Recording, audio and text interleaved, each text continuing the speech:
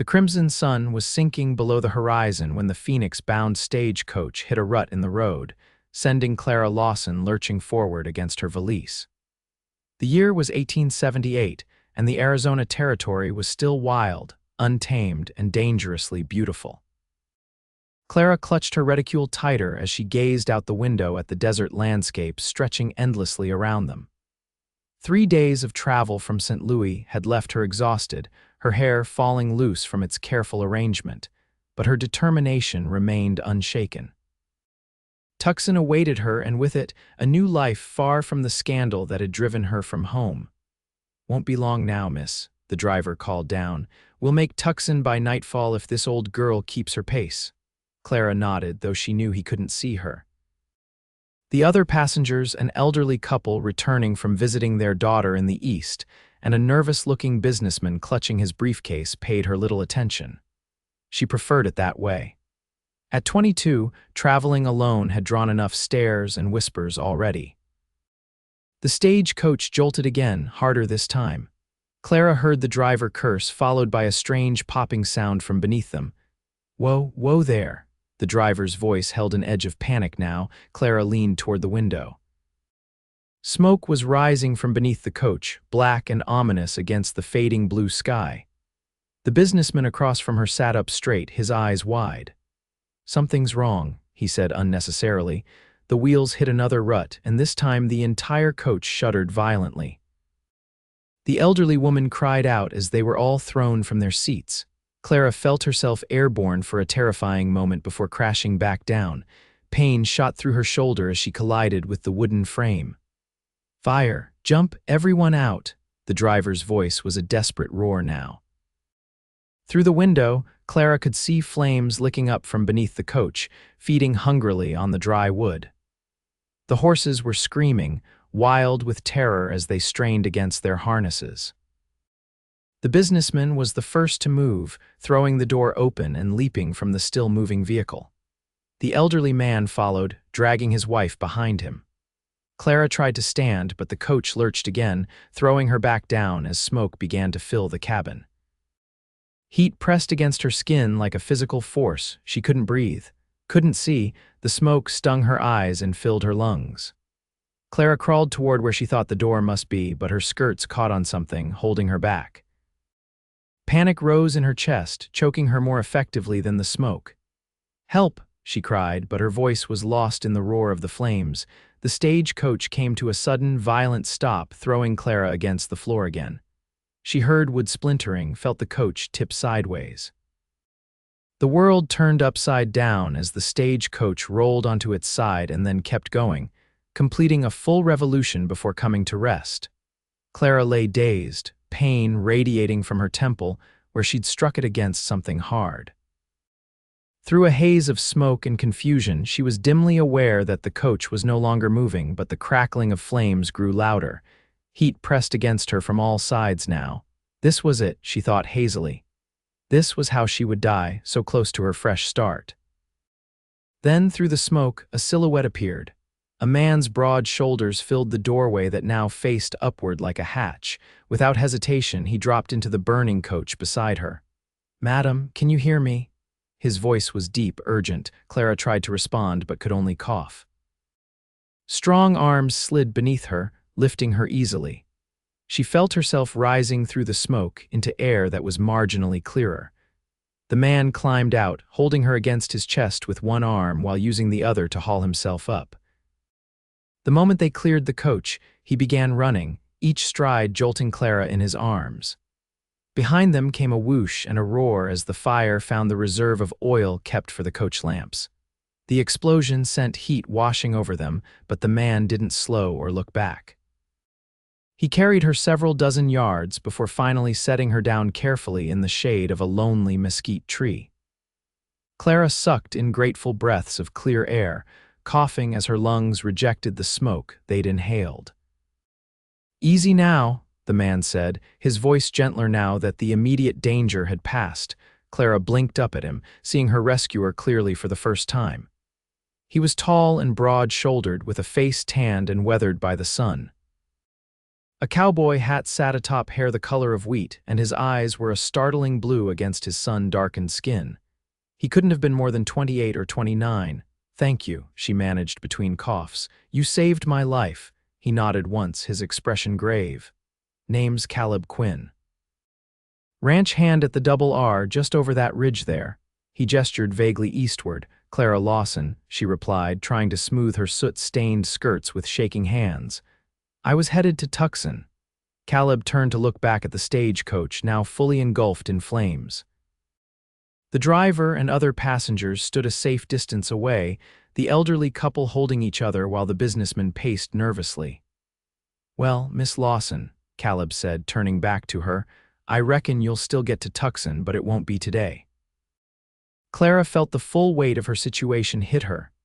She was stranded in the Arizona desert, miles from her destination, with nothing but the clothes on her back and whatever remained in the valise still clutched in her hand. "The horses?" she asked, suddenly remembering their panicked cries. "Driver managed to cut them loose. They're spooked but alive." Caleb's face softened slightly.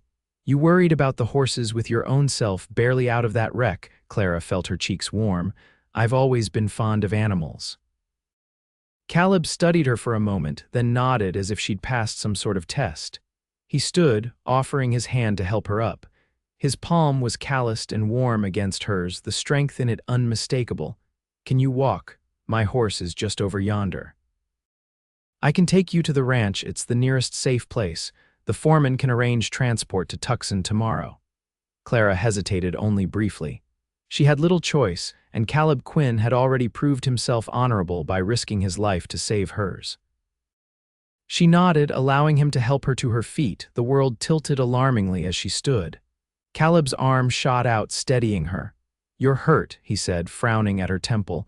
Clara touched the spot gingerly, wincing when her fingers came away bloody. "It's nothing serious." "Let me be the judge of that. My ma was a nurse during the war."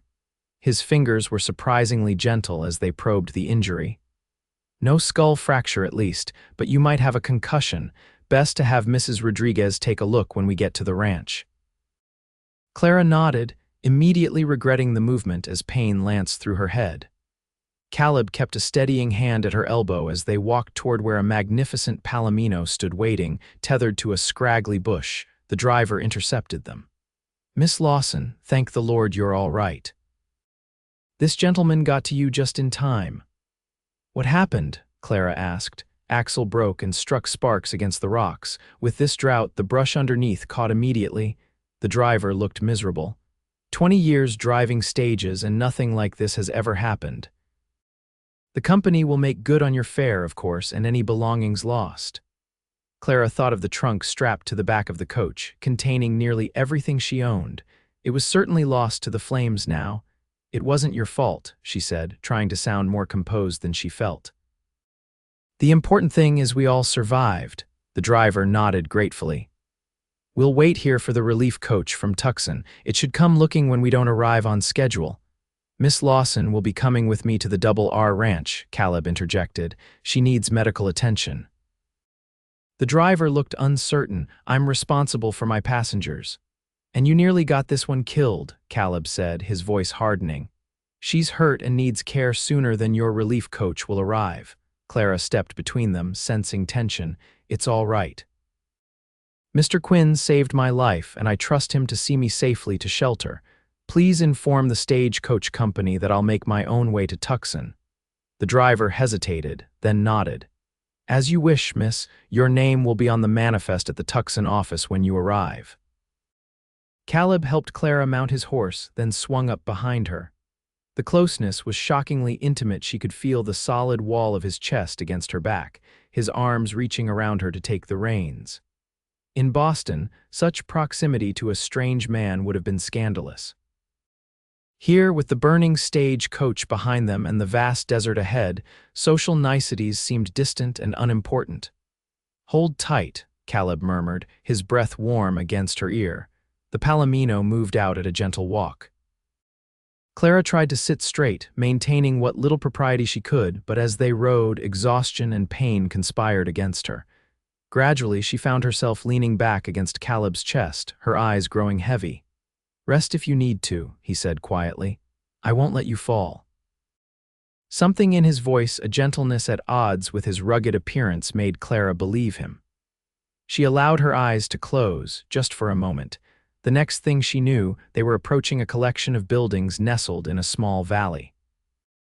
The setting sun cast long shadows across a sprawling ranch house, several outbuildings, a barn, and corrals where horses grazed peacefully.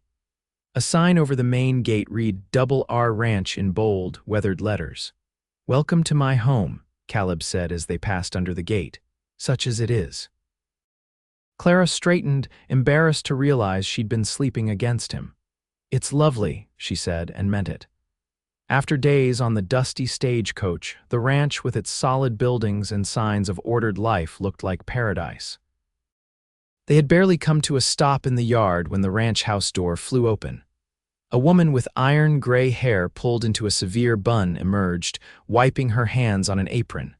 Caleb Quinn. You're late for supper, and who is this you've? She broke off, eyes widening as she took in Clara's disheveled appearance. Lord above, what happened? Stagecoach accident, Mrs. Rodriguez, Caleb explained, dismounting before helping Clara down. This is Miss Clara Lawson. She was headed to Tucson when the coach caught fire. She's hurt and has lost all her belongings. Mrs. Rodriguez's expression immediately transformed from stern to motherly concern. She hurried forward, putting a supportive arm around Clara. You poor dear, come inside right away. Caleb, fetch hot water and my medicine box. Clara found herself whisked into the ranch house and settled in a comfortable chair in a large, warm kitchen while Mrs. Rodriguez, who introduced herself as the ranch housekeeper, fussed over her injured temple. It's not deep, the older woman pronounced after cleaning the wound. Head cuts always bleed something fierce, but you'll have a nasty bruise and you need to rest. That smoke couldn't have done your lungs any good either. Clara submitted to having a cup of willow bark tea pressed into her hands. She sipped it gratefully, feeling the warmth spread through her. Thank you for your kindness, she said. I don't know what I would have done if Mr. Quinn hadn't come along when he did. Mrs. Rodriguez smiled. That boy has good timing and a good heart, though he does his best to hide it. She lowered her voice conspiratorially. His father was the original owner of this ranch. The first R in Double R stands for Quinn. Ranch passed to his uncle when his father died, but Caleb stayed on as a hand rather than leaving. Proud, that one. Clara glanced toward the door where Caleb had disappeared after bringing the requested supplies. He didn't mention that. He wouldn't. Mrs. Rodriguez shook her head. Now, you need a bath, clean clothes, and a proper meal. We'll sort everything else out tomorrow. The next hour passed in a blur of kindness. Clara was shown to a small but clean bedroom where a hip bath was filled with gloriously warm water.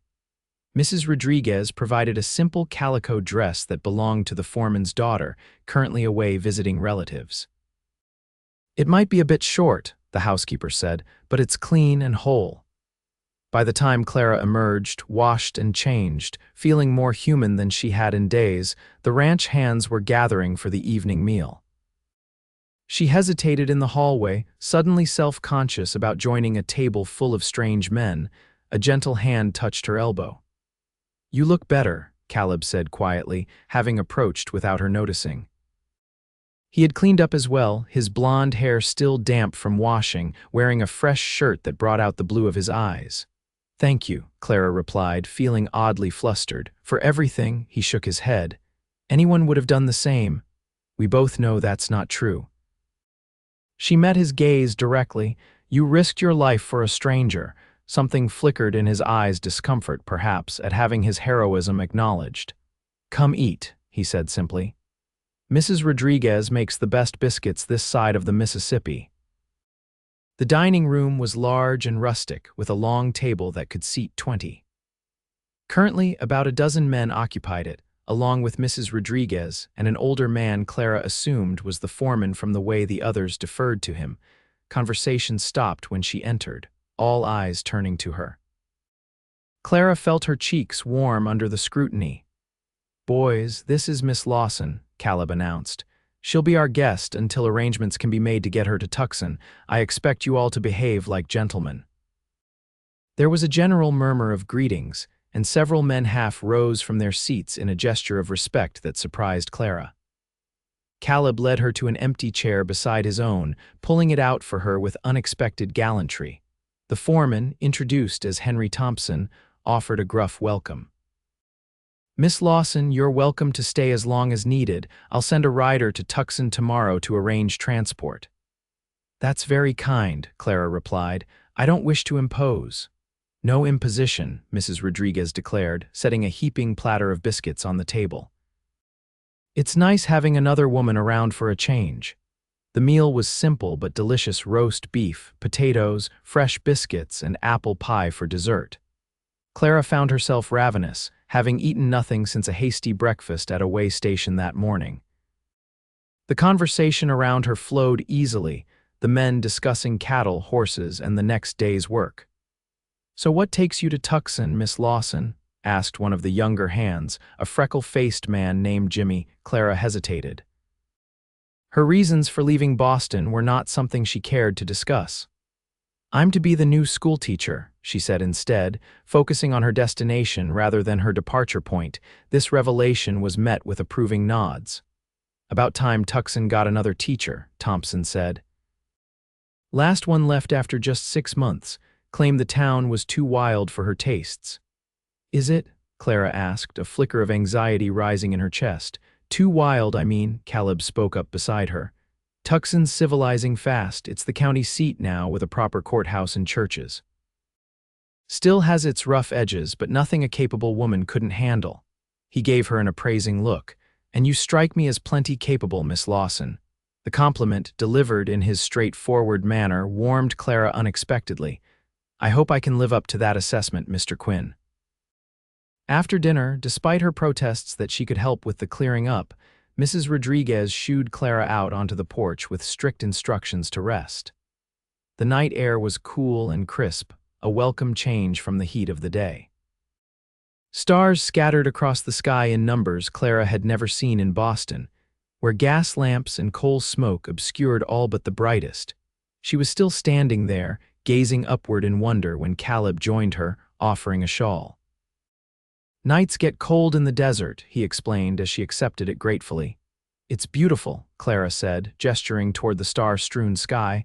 "I've never seen anything like it." "One of the things I love most about this country," Caleb agreed, leaning against the porch rail beside her. "Makes a man feel small and big all at once, if that makes any sense." "It does," Clara said softly. "Small because we're just tiny specks under all that vastness, but big because we're alive to see it." Caleb looked at her with surprise. "That's it exactly." A comfortable silence fell between them. Clara found herself studying his profile in the silvery moonlight: the straight nose, the firm jaw shadowed with stubble, the way his hair fell across his forehead when he looked down. "Tell me about Tucson," she said finally. "What should I expect?" Caleb considered for a moment. "It's growing fast. The railroads coming should reach town within the year. There are some fine folks there and some not so fine. The school's small but decent. Children from town and nearby ranches, some Mexican families, some white, a few others." "Will they accept a teacher from back east, do you think?" "They'll be grateful for anyone qualified," Caleb said honestly. "Education's valued out here, especially by folks who didn't get much themselves." He paused. "Why did you leave Boston, if you don't mind my asking?" Clara tensed, her fingers tightening on the porch rail. "How did you know I'm from Boston, your accent slight as it is, and the quality of that dress you were wearing, even covered in soot?" His lips quirked in a half-smile. "I may be just a cowboy, but I notice things." Clara turned away, looking back at the stars. "There was nothing left for me there," she said simply. Caleb seemed to sense her reluctance to elaborate. "Well, there's plenty waiting for you here, I'd wager. Arizona territory needs good people willing to put down roots." "Is that what you've done?" "Put down roots." A shadow passed over his face. "In a manner of speaking, this land is in my blood, even if—" He trailed off. "Even if the ranch isn't yours anymore," Clara finished gently. Caleb's head jerked up in surprise. "Mrs. Rodriguez has been talking, I see." "She mentioned it briefly," Clara admitted. "I'm sorry if it's a painful subject." He was quiet for so long that Clara thought he might not answer. When he did, his voice was carefully neutral. My father built this place from nothing. Came out here in '48 after the Mexican War with just a few head of cattle and big dreams. By the time I was born in '53, the Double R was one of the most successful ranches in the territory. His hand tightened on the rail. He died when I was 15. Fever took him fast. My mother had passed years before, so my uncle Richard II R took over. He's a fair man in his way, but he's running the ranch from San Francisco these days, leaving Thompson to manage things. And you stayed on as a hand, Clara said softly. Caleb nodded. It's still home, and someday. He shook his head. Doesn't matter. The point is, I understand something about fresh starts. Clara felt a connection to this quiet, dignified man that surprised her. They'd known each other less than a day, yet she sensed in him a kindred spirit, someone else who carried private hurts and disappointments behind a stoic exterior. Thank you for sharing that with me, she said. He looked at her then, really looked at her, his blue eyes intent. You're easy to talk to, Miss Lawson. That's a rare quality. Before Clara could respond, Mrs. Rodriguez appeared in the doorway. Miss Lawson needs her rest after such an ordeal, she announced firmly. That head injury won't heal itself with her standing out in the night air. Caleb straightened, touching the brim of his hat. Of course. Good night, Miss Lawson. Sleep well. Good night, Mr. Quinn, Clara replied, reluctant to end their conversation but aware of the tiredness settling into her bones. And thank you again for saving my life today. He gave a slight nod, then turned and walked away toward the bunkhouse, his figure gradually swallowed by the darkness beyond the reach of the house lamps. Mrs. Rodriguez led Clara back to her room, where the bed had been turned down invitingly. That boy's taken a shine to you, the older woman remarked casually. Clara felt her cheeks warm. We've only just met. Sometimes that's all it takes. Mrs. Rodriguez smiled knowingly.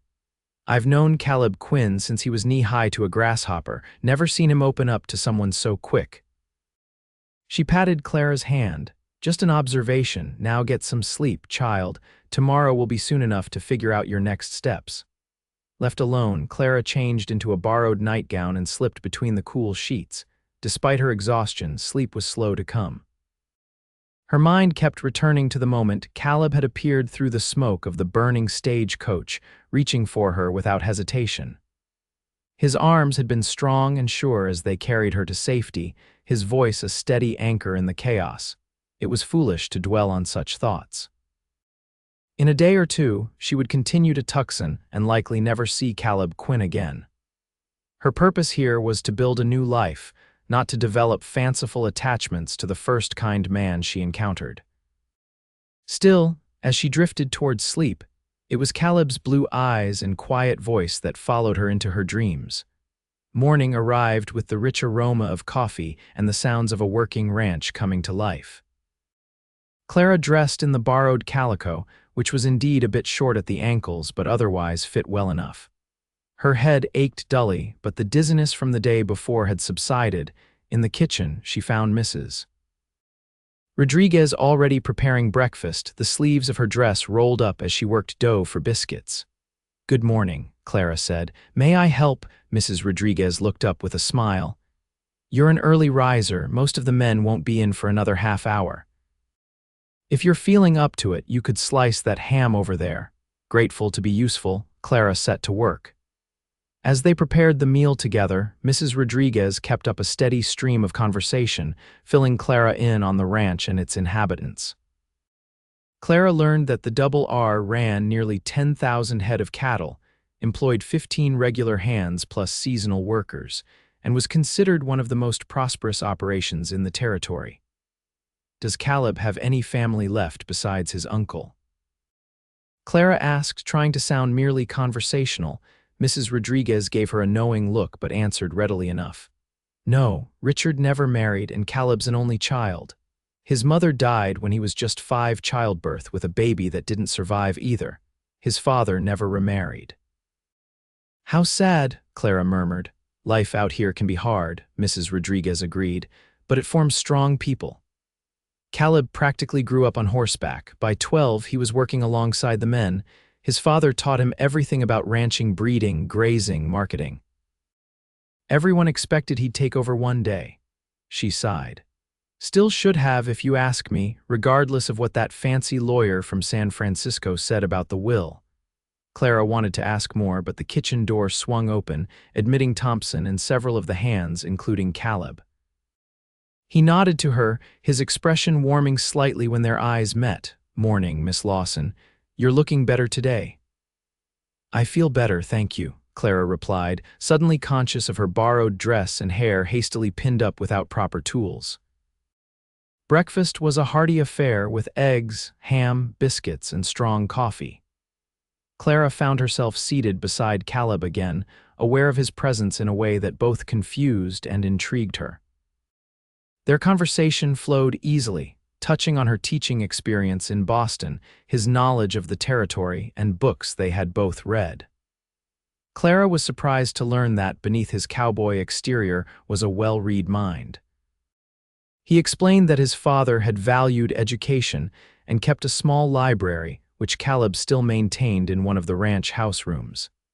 After breakfast, Thompson announced that a rider would leave for Tucson within the hour. "He'll deliver a message to the school board about your situation, Miss Lawson, and bring back whatever supplies you need until proper transportation can be arranged." "That's very kind," Clara said, "but I have no money to pay for supplies. Everything I had was in my trunk on the Stagecoach." "We'll advance whatever you need," Thompson said firmly. "The school board can sort it out later." "I can take you to Tucson myself," Caleb offered unexpectedly. "I need to go there anyway to meet with the cattle broker. Day after tomorrow would work." Thompson raised an eyebrow. "Thought Jimenez wasn't expecting you until next week." "Plans change," Caleb said, not quite meeting the foreman's eyes. "Better to go early than late." Clara felt both relief and something like anticipation at the prospect of traveling with Caleb. "If it's not too much trouble, I would appreciate that greatly." "Then it's settled," Caleb said, standing.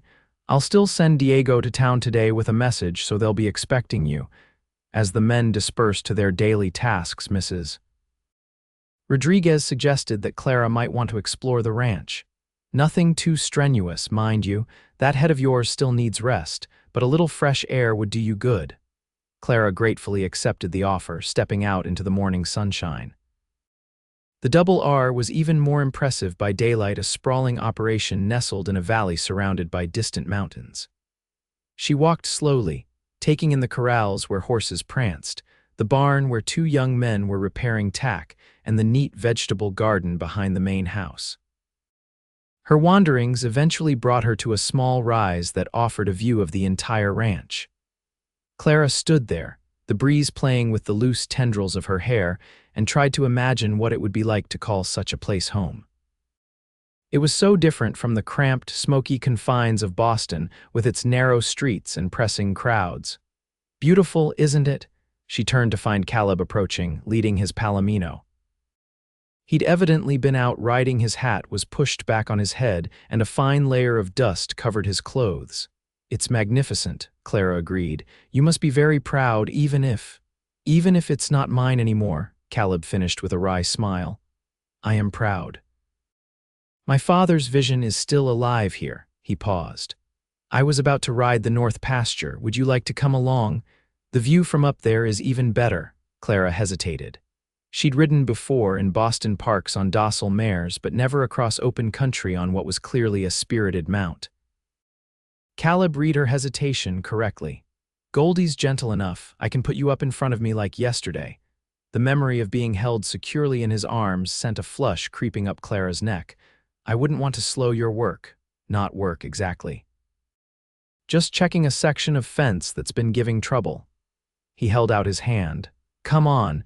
It'll be good for you to see more of Arizona before you decide to settle here." There was something in his eyes, a warmth, an invitation that went beyond the simple offer of a ride that made Clara place her hand in his. "All right, but I warn you, I'm not much of a horsewoman. You don't need to be. Goldie and I will do all the work." With surprising strength, he lifted her easily onto the palomino's back, then swung up behind her. As they had the day before, his arms came around her to take the reins, creating a circle of warmth and security.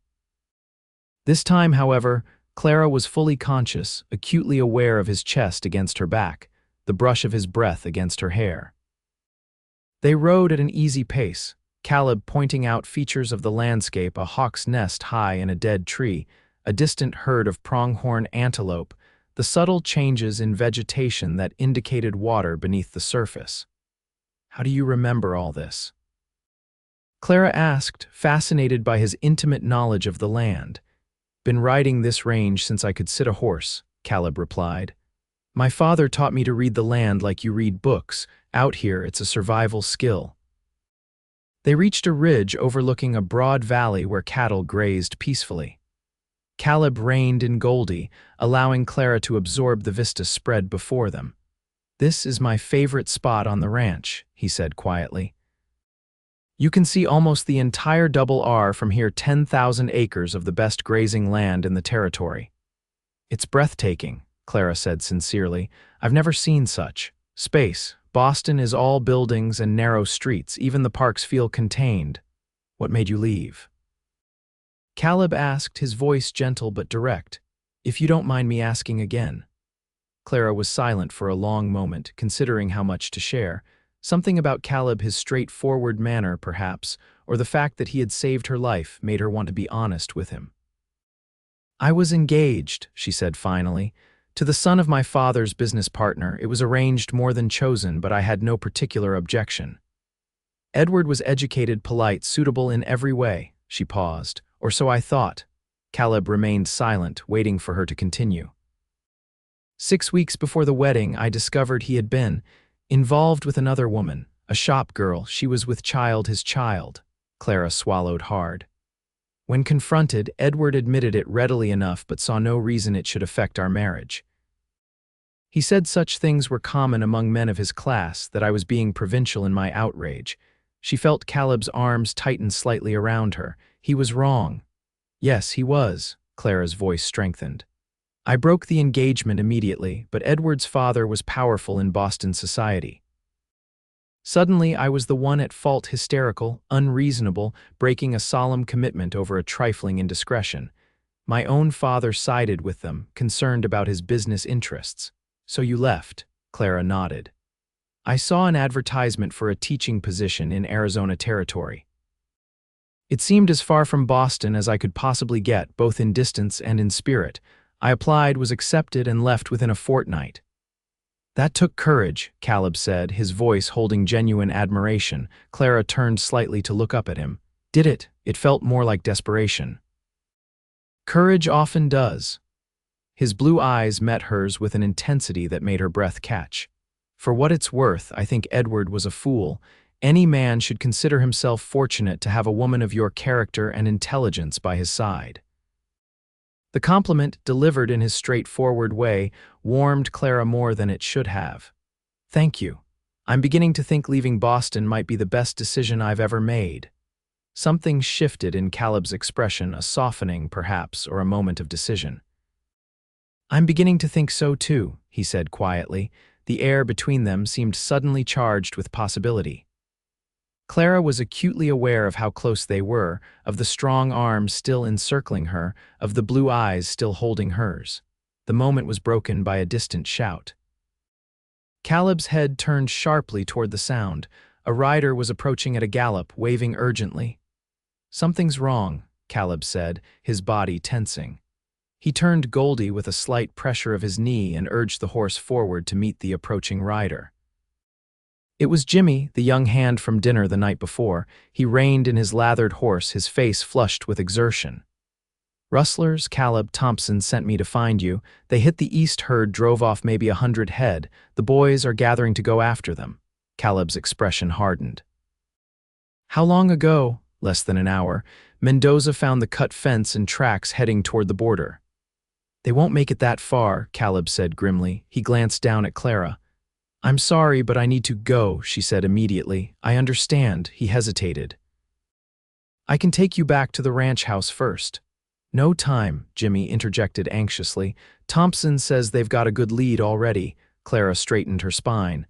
"I can ride back with Jimmy. You go on ahead." Caleb studied her for a moment, then nodded. In one fluid motion, he dismounted, then reached up to help Clara down. His hands lingered at her waist a moment longer than necessary.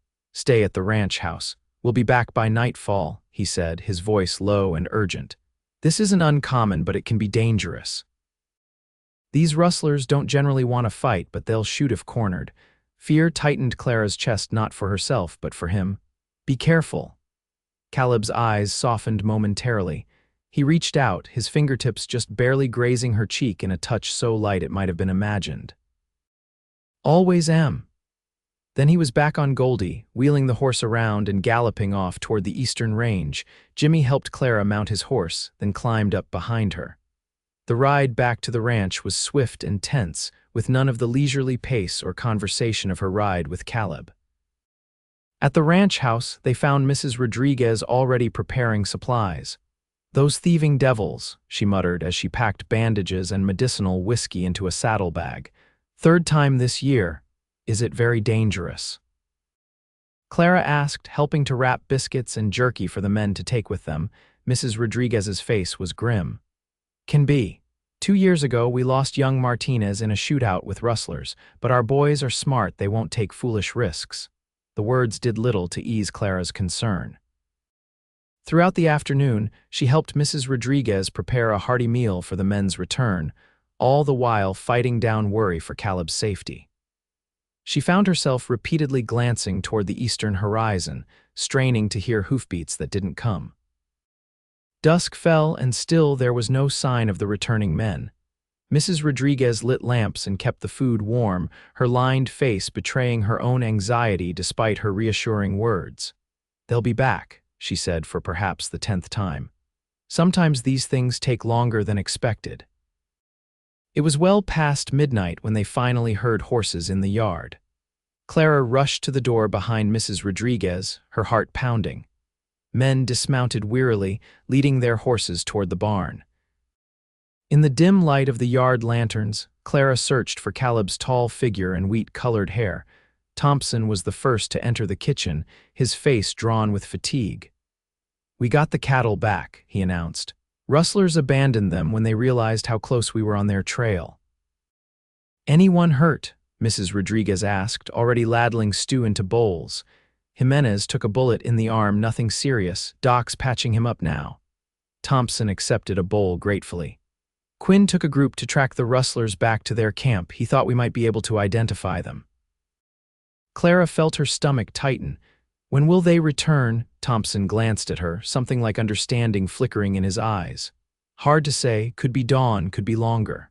Clara barely slept that night.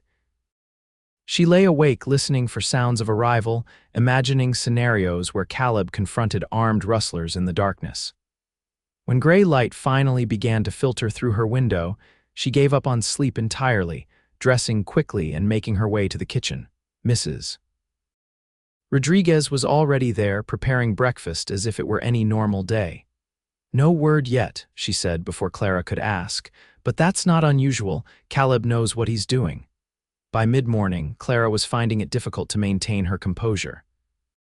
She helped with chores, trying to keep her mind occupied, but every sound from outside sent her hurrying to the window. It was just past noon when Diego, the ranch hand who had been sent to Tucson with messages, returned.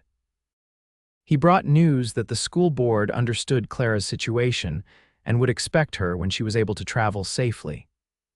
He also brought a small bundle of necessities for her toiletries, a change of clothing, and a modest sum of money advanced against her first month's salary. Clara thanked him sincerely, but her mind was elsewhere. As soon as Diego left the kitchen, she turned to Mrs. Rodriguez. "Should we be worried about Caleb and the others?" The housekeeper hesitated, which told Clara more than any words could have. "It's been longer than I would have expected," Mrs. Rodriguez admitted, "but that doesn't mean trouble. They could have followed the trail further than planned." An hour later, they heard the thunder of approaching horses. Clara was on the porch before she could think, shading her eyes against the afternoon sun. 5 riders were approaching at a gallop. Even at a distance, she could recognize Caleb's straight-backed form leading them. Relief flooded through her, so intense it made her knees weak. The riders pulled up in the yard, dust billowing around them. Caleb dismounted smoothly, handing Goldie's reins to one of the other men.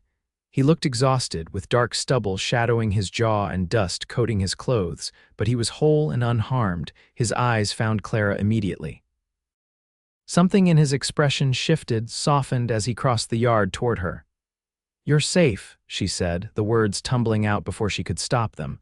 "Told you I would be," he replied, his voice rough with fatigue but warm. "Sorry if we worried you." Clara wanted to tell him how terrified she'd been, how the hours of waiting had clarified feelings she'd barely acknowledged. Instead, she said, "Mrs. Rodriguez has food waiting. You must be hungry." A ghost of a smile touched his lips. "Starving." He hesitated, then added more quietly, "It's good to see your face, Clara." It was the first time he'd used her given name. The sound of it in his deep voice sent a tremor through her. "Come inside, Caleb," she replied, offering the same intimacy in return. "Rest now." Over a late lunch, Caleb explained what had kept them. They'd tracked the rustlers to a camp near the Mexican border, identifying several as former hands who had been dismissed from neighboring ranches. "We didn't engage them," he said, answering the question in Clara's eyes. "They were too well armed and we were outnumbered, but we got a good look at their operation. Thompson's riding to Tucson now to inform the sheriff. With luck, they'll send a proper posse to deal with them." "You did the right thing," Clara said softly. "Coming back safely was more important." Caleb's eyes met hers across the table. "I had reason to be careful."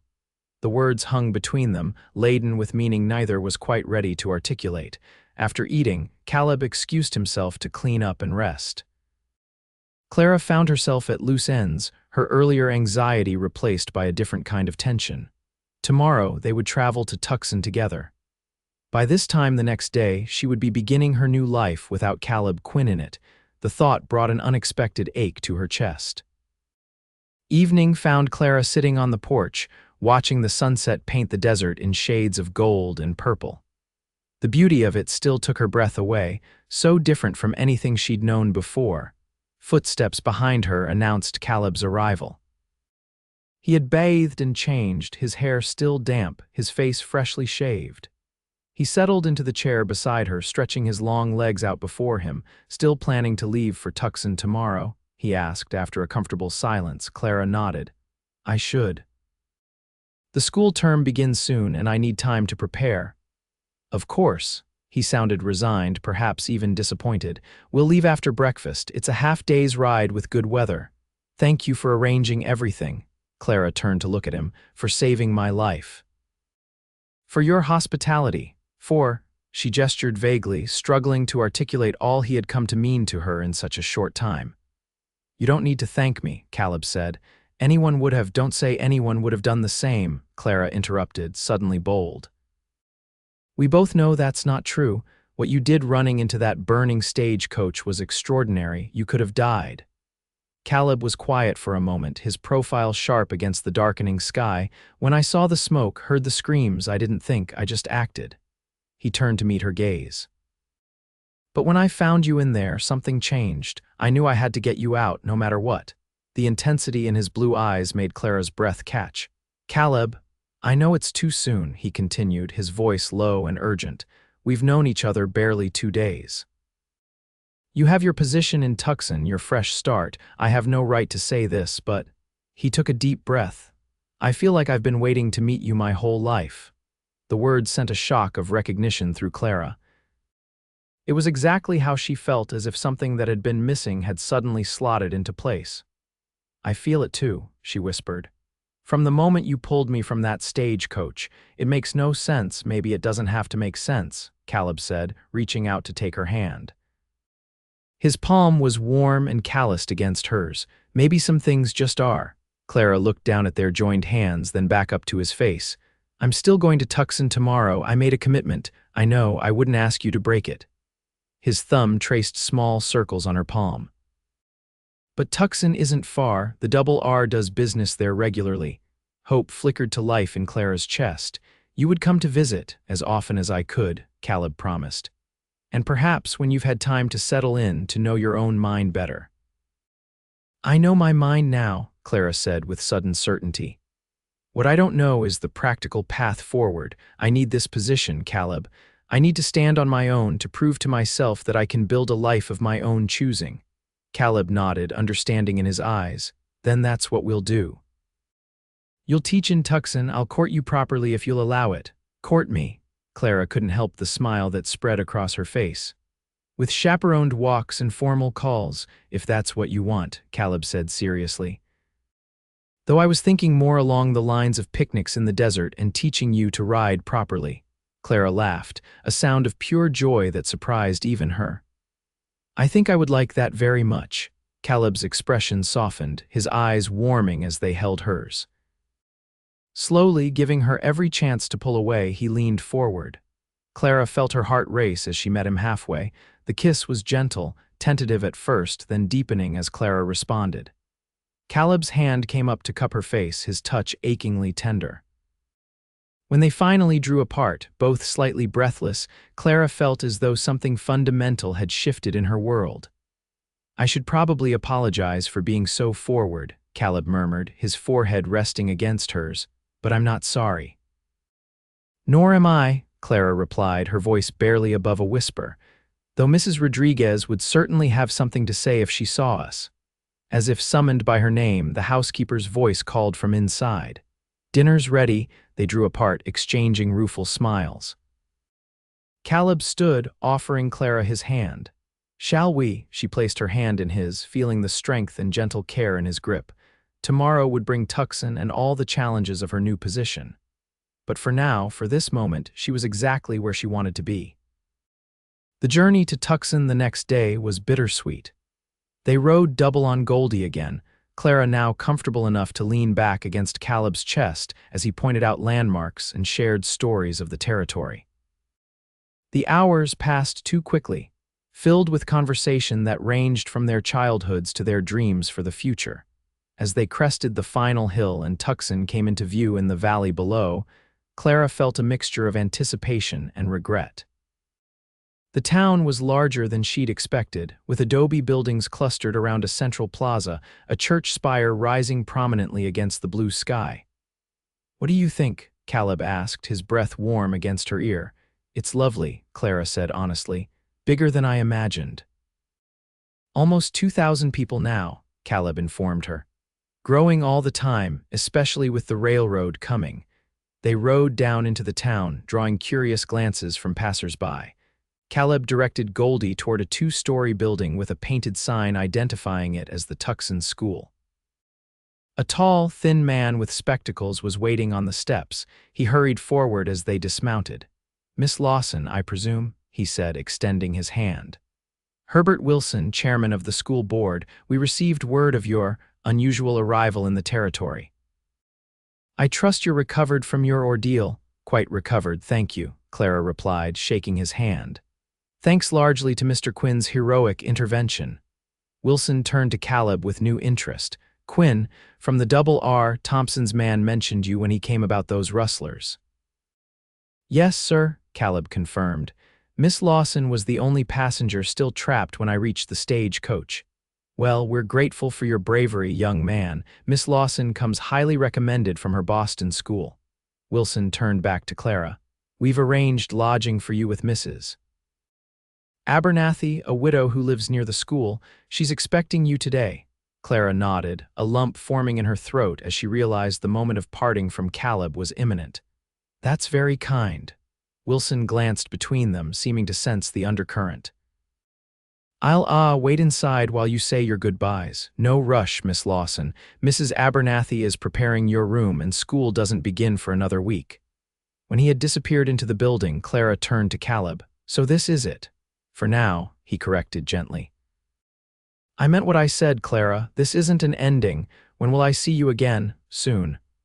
I have legitimate business in Tucson at least once a month, and I can find reasons to come more often. He took her hands in his. Will you write to me? Every week, she promised. Caleb smiled, the expression lighting his blue eyes. I'll hold you to that. He hesitated, then bent to place a brief, tender kiss on her lips.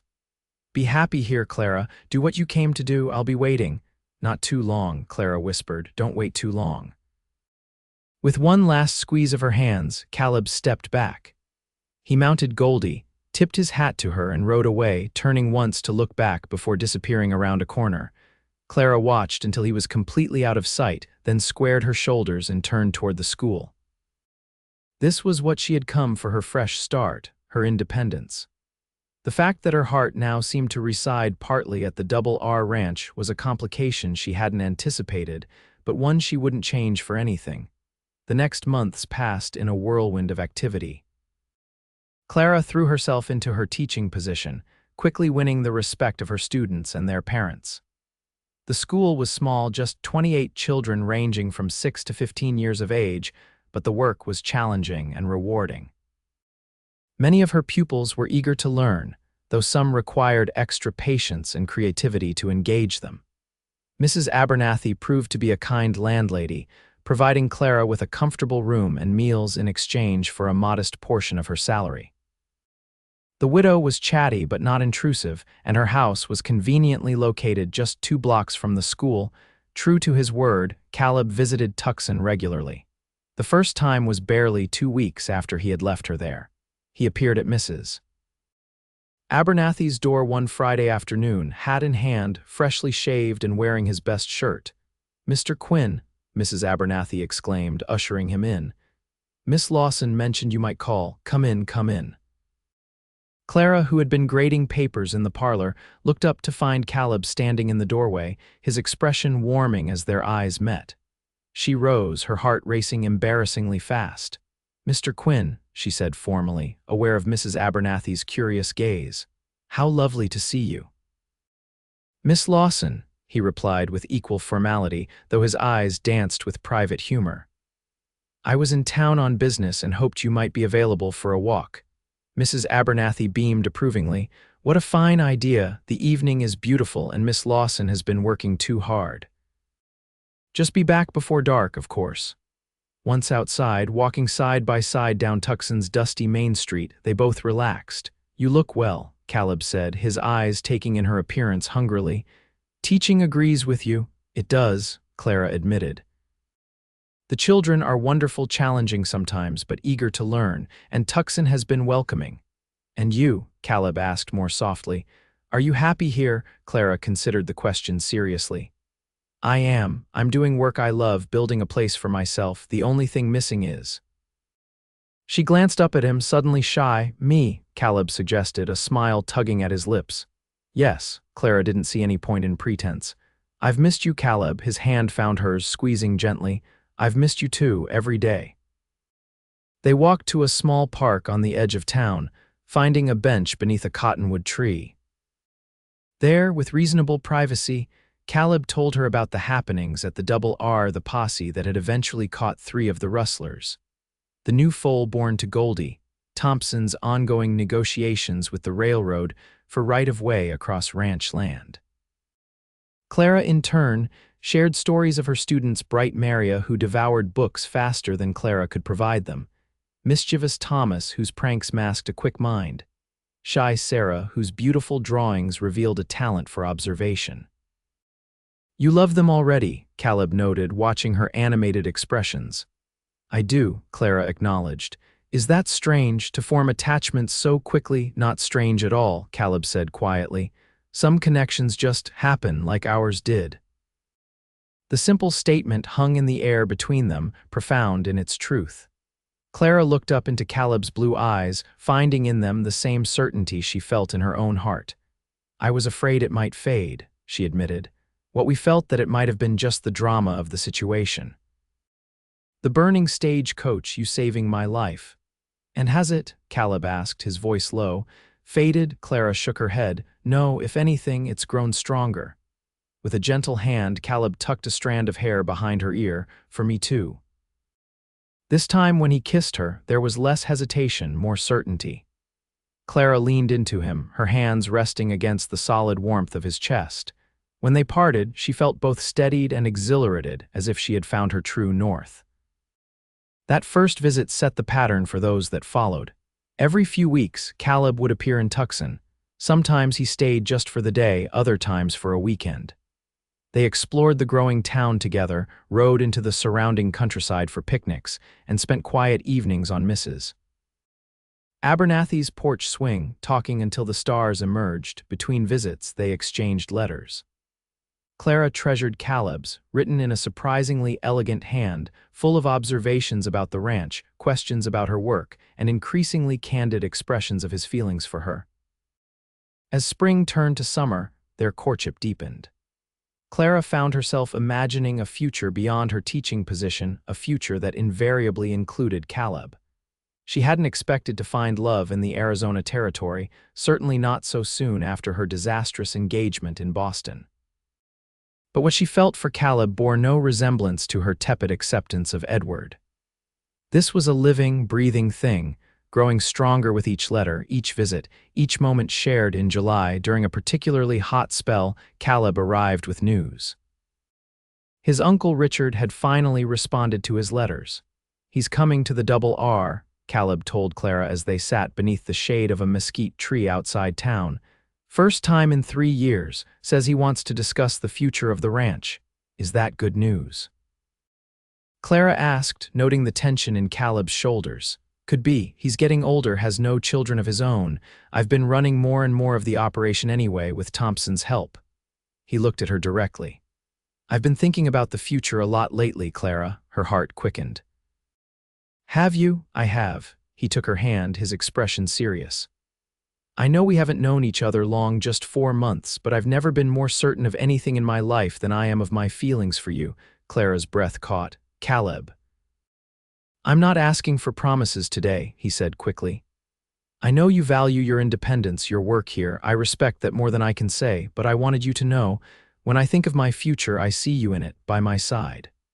Tears pricked at Clara's eyes, not of sadness, but of overwhelming joy. "When I left Boston," she said softly, "I thought I was leaving everything behind. I never imagined I would find you." "Is that a good thing?" Caleb asked, a rare vulnerability in his voice. Clara reached up to touch his face, tracing the strong line of his jaw. "The best thing. The very best thing that could have happened to me." Their kiss was deeper this time, filled with promise and growing passion. Clara felt herself responding in ways that both thrilled and alarmed her proper Boston sensibilities. It was Caleb who finally pulled back, his breathing uneven. "I should get you back to town," he said ruefully.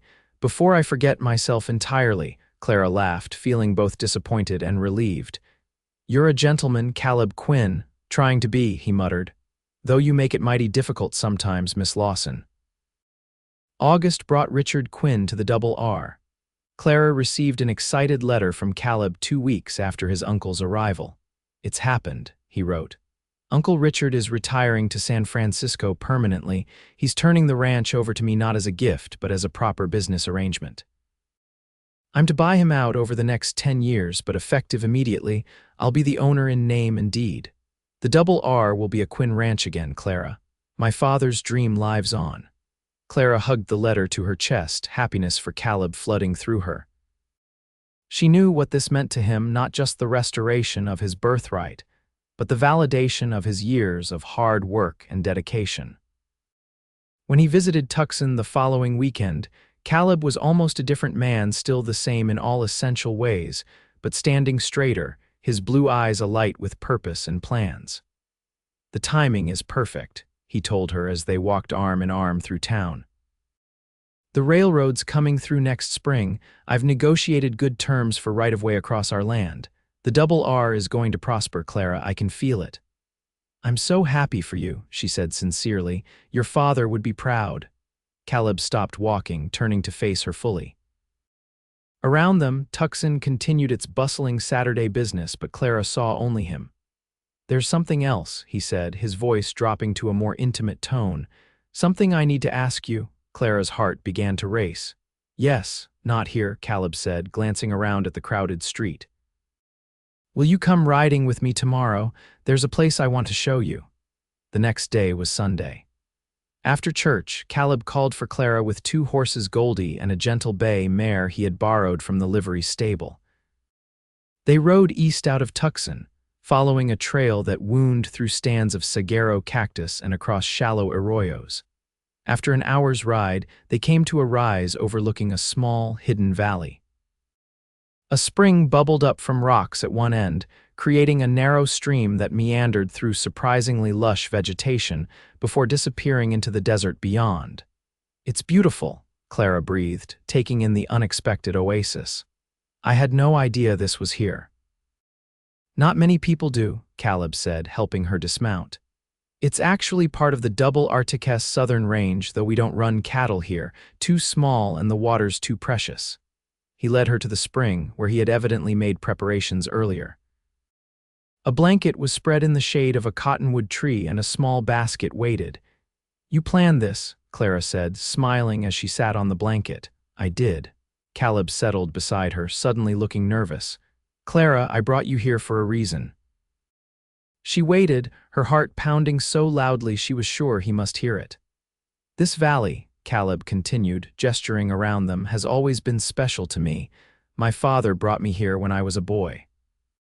He told me that someday, when I was grown, I might want a place of my own separate from the main ranch house, but still part of the Double R." Clara nodded, not trusting herself to speak. "I've been thinking," Caleb said, taking her hands in his. "This would be a fine place for a home. Close enough to Tucson for someone to ride in daily if they needed to, say if they had a teaching position they cared about." Hope bloomed in Clara's chest. "Caleb." "Clara Lawson," he said, his voice steady despite the emotion shining in his eyes, "I love you.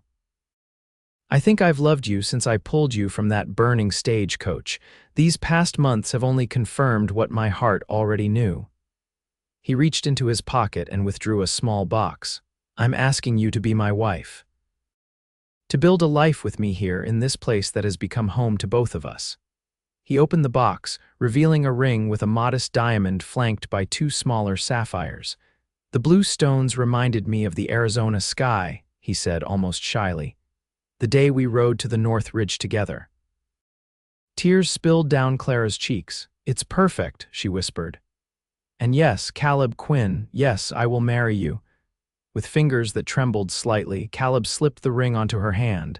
It fit perfectly, catching the sunlight and sending prisms dancing across the blanket. "I've never been happier than I am in this moment," Caleb said, drawing her into his arms. "Nor I," Clara replied, tilting her face up for his kiss. "Who would have thought that a burning stagecoach would lead to this?" "I think," Caleb murmured against her lips, "that some things are meant to be, no matter how they begin." They were married 2 months later in Tucson's small church. Mrs. Rodriguez wept openly, declaring that Caleb's parents would have been so proud. Thompson stood as Caleb's best man, while Maria, Clara's star pupil, served as her maid of honor. Clara wore a simple white dress ordered from San Francisco with Mrs. Abernathy's lace veil. Caleb looked both nervous and elated in his new suit, his blue eyes never leaving Clara's face as they spoke their vows. The school board had been understanding about Clara's change in circumstances. She would continue teaching until the end of the term in December, by which time they hoped to have found a replacement. Clara had already identified a promising candidate, a young woman from Santa Fe with teaching experience who was eager to move to the growing town. True to his word, Caleb began construction on a house in the Hidden Valley.